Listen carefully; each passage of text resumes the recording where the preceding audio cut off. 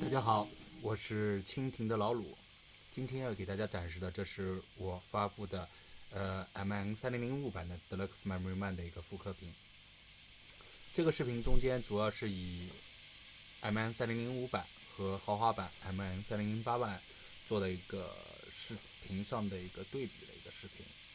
在这个视频中间不以讲解各个旋钮这些东西为主，主要是以讲解这个音色上面的差异为主。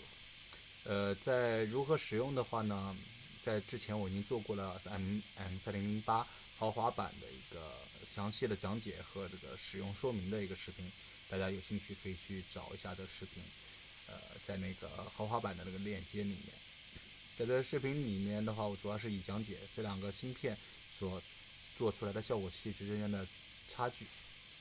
3005版呢，就是所使用的效果器呢，大家很多喜欢模拟延时的朋友都喜欢去追求这个3005版的这个芯片。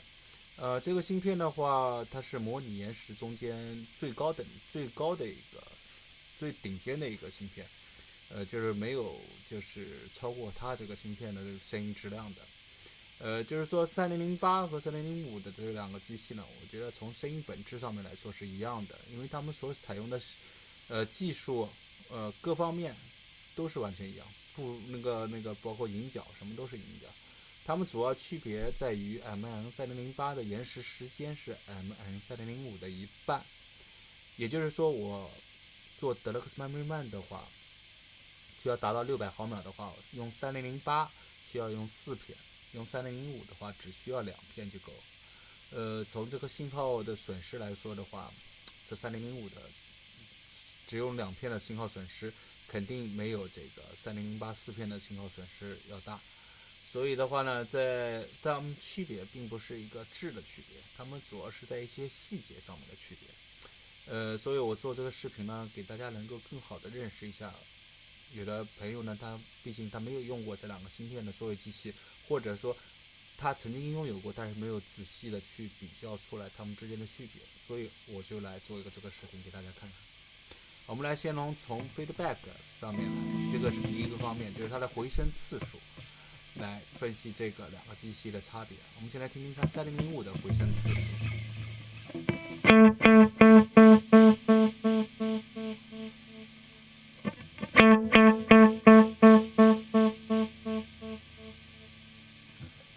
13下。我们不应该这样的，我打错了，抱歉。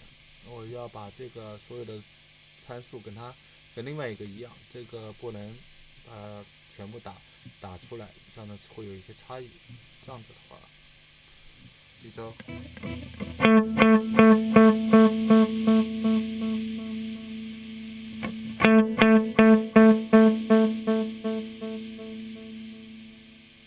13，连原声大概13次左右。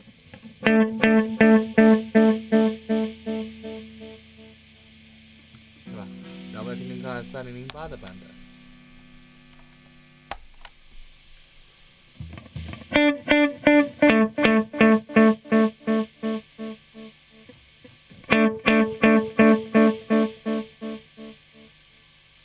3008的话，它只有10次到11次，11次基本上已经听不到了，基本上就10次。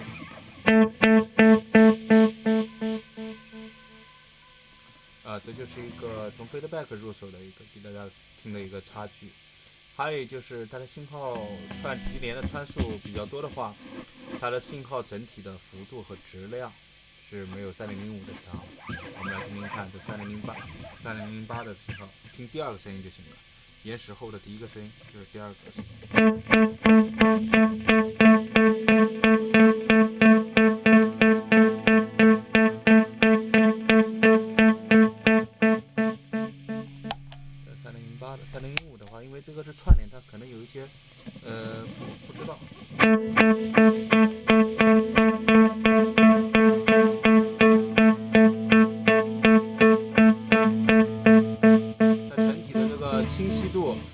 这个细节方面的话呢，以及信号的幅度呢，大家能够不知道这个摄像机能不能听得出来啊？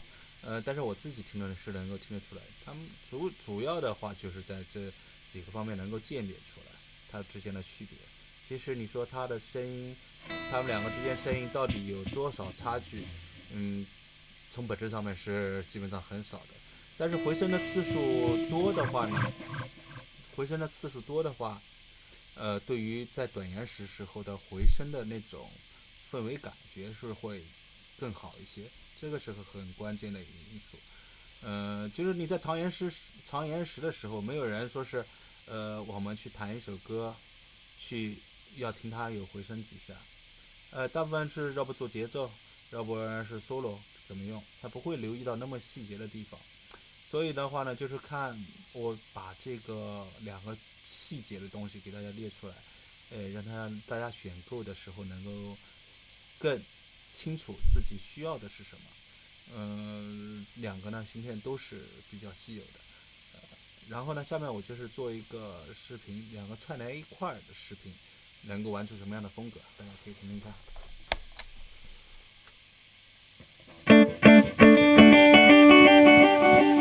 我设置一个长一个短，这个回声小一点，我能做出 R1201的这种磁带延时的感觉。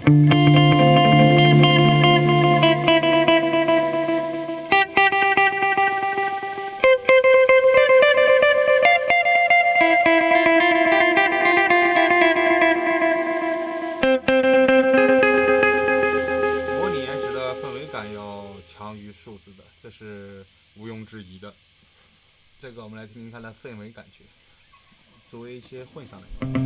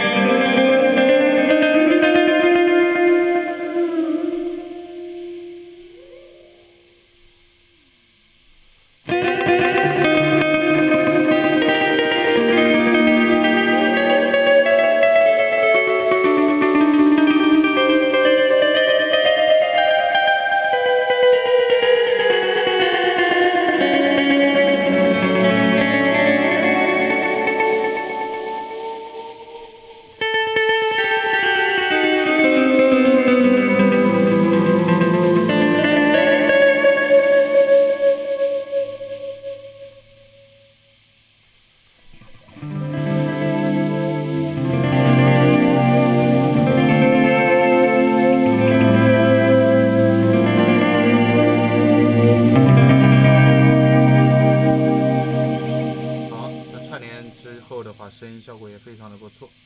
这就是我给大家做的视频，希望大家能够喜欢，谢谢。